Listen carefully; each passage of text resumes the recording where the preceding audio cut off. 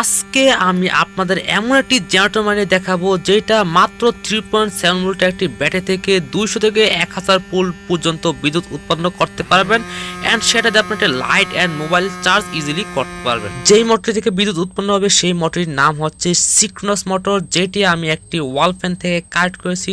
এগুলোর মতো এইসব ফ্যানই ইজিলি আপনারা পেয়ে যাবেন বা মার্কেট তো আপনারা চাইলে 200-800 টাকা দিয়ে কিনতে পারেন। এটা খুবই টাইট, মাত্র মিনিটে 6 বার এটা ঘুরতে পারে। এটার ভিতরে গিয়ারগুলো থাকার কারণে এটা সহজেই ঘোরানোর সম্ভব হয় না, সেজন্য দেখতে পাচ্ছেন আমি একটি সাইকেলের রিংয়ের মাধ্যমে এটা ঘুরাচ্ছি এন্ড বিদ্যুৎ উৎপন্ন হচ্ছে।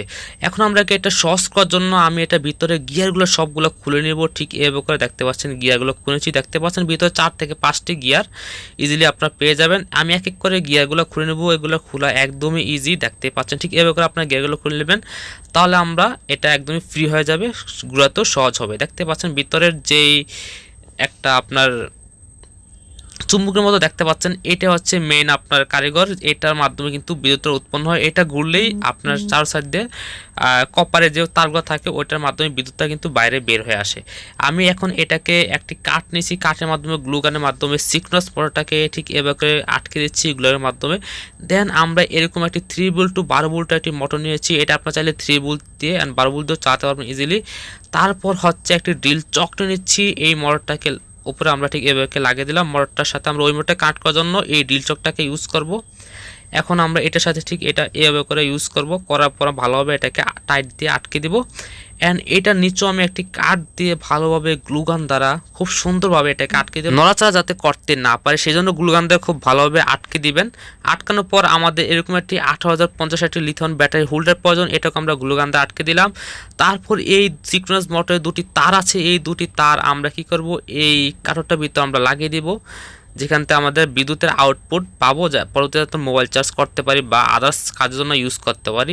এখন এই মাঝখান থেকে দুটি তার কেটে আমরা এই দুটি তার থেকে আমরা ওয়্যারগুলো বের করে আমরা এটাকে পরবর্তীতে লাইটের একটি হোল্ডারে আমরা জয়েন করে দেবো। ঠিক এভাবে করে লাইটের হোল্ডারে জয়েন করে দেবো, দেখতে পাচ্ছেন লাইটের হোল্ডার জয়েন করে দেবো। যারা এখনও ফেসবুক পেজটাকে ফলো করেন না, এখনও ফেসবুক পেজটাকে ফলো করে দেন। ইউটিউব চ্যানেল থেকে দেখে থাকলে ইউটিউব চ্যানেলটাকে এখনই সাবস্ক্রাইব করে পাশে থাকবেন এরকম নিত্য নতুন ইন্টারেস্টিং এক্সপেরিমেন্ট ভিডিও পাওয়ার জন্য। আর এটা কিন্তু সম্পূর্ণ একটা এক্সপেরিমেন্টাল ভিডিও, কেউ এটা বাসায় দিয়ে ট্রাই করতে যাবেন না বা থাকলেও ট্রাই করতে পারেন।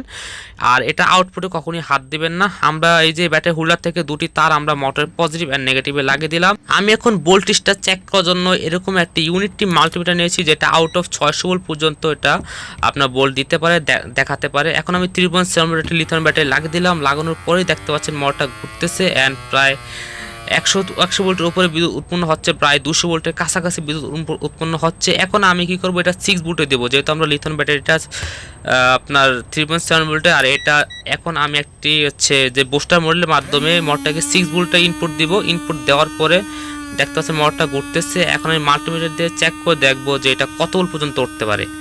দেখতে পাচ্ছেন 500-600 ভোল্টের উপরে কিন্তু এটা উঠতেছে, 600 ভোল্টের উপরে উঠতে পারে না এই মাল্টিমিটারটা, সেজন্য আমি এটা দেখাতে পারলাম না।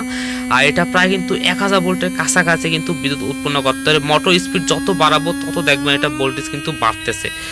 সো যদি আমি এটাকে 12 ভোল্টের ইনপুট দিই তাহলে কিন্তু প্রায় 1000 ভোল্টের কাছাকাছি মোটরটা থেকে বিদ্যুৎ উৎপন্ন করতে পারবেন। সো এন হচ্ছে একটি লাইট আরামসে আপনারা জ্বালাতে পারবেন। 20 ওয়াট একটি লাইট দেখতে পাচ্ছেন, বাট মোটরটা কিন্তু প্রায় 0.6 ওয়াট বা হচ্ছে 6 ওয়াটের কাছাকাছি হচ্ছে এই মোটরটা। এই মোটরটা বেশি ওয়াট দিতে পারে না, সেই জন্য আপনার এর থেকে বেশি এক্সপেক্টও করতে পারবেন না যে আপনার অনেক কিছু চালাতে পারবেন।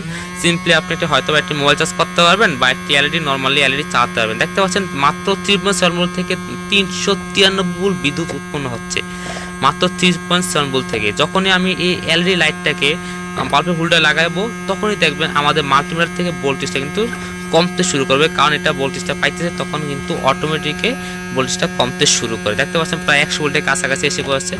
এখন আমি মাল্টিমিটারটা খুলে দেবো, পরবর্তীতে দেখতে পাচ্ছেন খুব ভালোভাবে দেখায় যে আমি কিন্তু এখানে কোনো কারেন্টের তার ইউজ করতেছি না বা আদার্স কোনো সোর্স ইউজ করতেছি না। এখানে আমি 20 ওয়াটের একটা এলইডি চাচ্ছি, তাও এসি এলইডি। আপনার চাইলে বাসা বাড়িতে ইজি ট্রাই করতে পারেন বা ইউটিউবে অনেকেরই ভিডিও দেখেছেন যে সিক্রোনাস মোটর দিয়ে অনেকভাবে কিন্তু বিদ্যুৎ উৎপন্ন করা যায়। এখন আমি একটি মোবাইল চার্জ করে দেখবো যে এটা আসলে মোবাইল চার্জ হয় কিনা।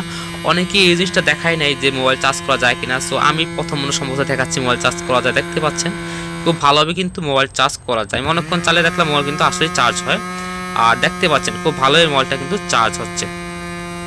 সো আশা করছি ভিডিওটি আপনার কাছে ভালো লেগেছে। যদি এই ভিডিওটি আপনার কাছে ভালো থাকে অবশ্যই চ্যানেলটাকে সাবস্ক্রাইব পাশে থাকবেন এরকম নিত্য নতুন ইন্টারেস্টিং ভিডিও পাওয়ার জন্য। অ্যান্ড যারা ফেসবুক পেজ থেকে দেখছেন অবশ্যই পেজটাকে ফলো করে দেবেন, ইউটিউব চ্যানেল থেকে দেখতে হলে ইউটিউব চ্যানেলকে সাবস্ক্রাইব পাশে থাকবেন। Thanks for